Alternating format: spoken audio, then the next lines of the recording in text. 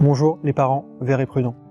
Comment entourer vos enfants d'un environnement favorisant la santé? Aujourd'hui, je réponds à la question de Louis, qui me demande comment je gère la pollution de l'air à Paris en tant que parent. Dans cette vidéo, on va voir ensemble quelques bonnes pratiques pour diminuer l'exposition des enfants. Bonjour à tous et bienvenue dans cette nouvelle vidéo de mon défi une vidéo par jour pendant 30 jours pour fêter la sortie d'À la recherche du savon magique.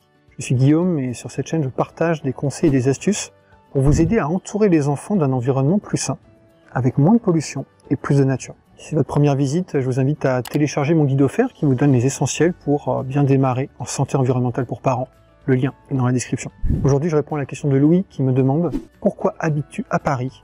Comment fais-tu avec la pollution atmosphérique ?» Merci pour ta question, Louis. Je l'ai sélectionné, déjà parce que je me la suis posée moi-même, bien entendu, et puis surtout parce que j'observe autour de moi que beaucoup de parents s'interrogent sur ces sujets, notamment lorsqu'ils habitent déjà en milieu urbain.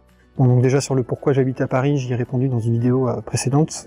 La décision s'est faite sur un ensemble de différents critères, dont des critères hors santé environnementale, et qui étaient aussi importants pour nous.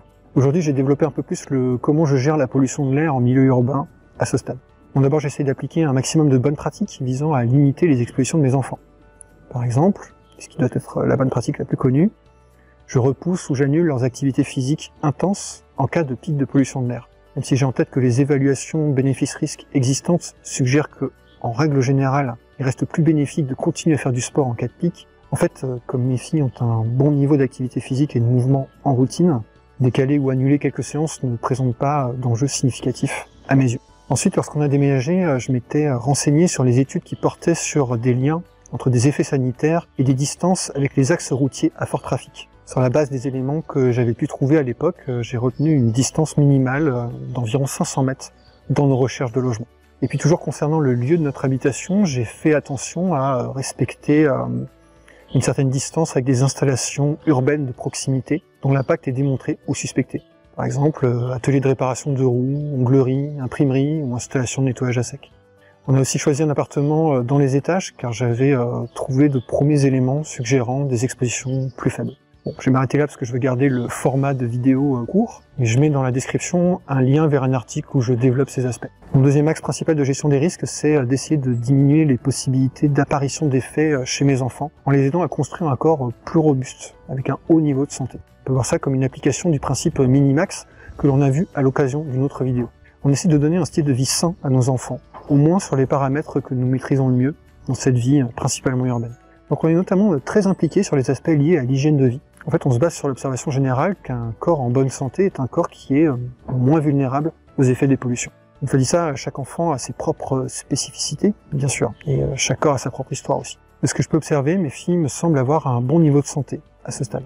Si l'une développait un trouble qui pourrait être associé à la pollution de l'air urbaine, eh bien ça nous ferait probablement re-réfléchir à une potentielle évolution de nos choix de vie.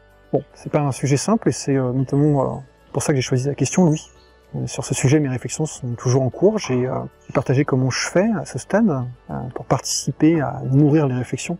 Ça ne doit pas être vu comme des recommandations. D'ailleurs, je suis preneur de vos retours de parents, notamment si vous habitez en ville. Je vous invite à partager en commentaire vos analyses et puis les bonnes pratiques que vous mettez en œuvre. Ce sera intéressant, puis ça contribuera à ce que tout le monde progresse. Un dernier point sur ces aspects, je vous invite à faire attention aux raccourcis pollution égale ville. Hors zone urbaine, il y a aussi des sources de pollution préoccupantes, bien entendu. Un exemple au cœur de l'actualité de ces dernières années, c'est l'épandage de pesticides à proximité des habitations. Donc mieux vaut être bien vigilant au moment de choisir son logement, quel que soit le type d'environnement associé. Voilà pour ces éléments de réponse. Si vous paraissent utiles, je vous invite à mettre un pouce bleu, ça vous prendra qu'un clic, à laisser un commentaire et surtout à vous abonner en activant la cloche. C'est important pour que YouTube comprenne que le contenu de cette chaîne est utile et favorise sa diffusion. Je vous rappelle que je fais cette série de vidéos pour fêter la publication d'À la recherche du savon magique, qui est disponible dans toutes les bonnes librairies francophones. Je vous rappelle aussi que je vous offre un cadeau si vous l'achetez dans une librairie physique. Envoyez-moi une photo de votre ticket de caisse à l'adresse mail qui apparaît à l'écran et qui se trouve dans la description.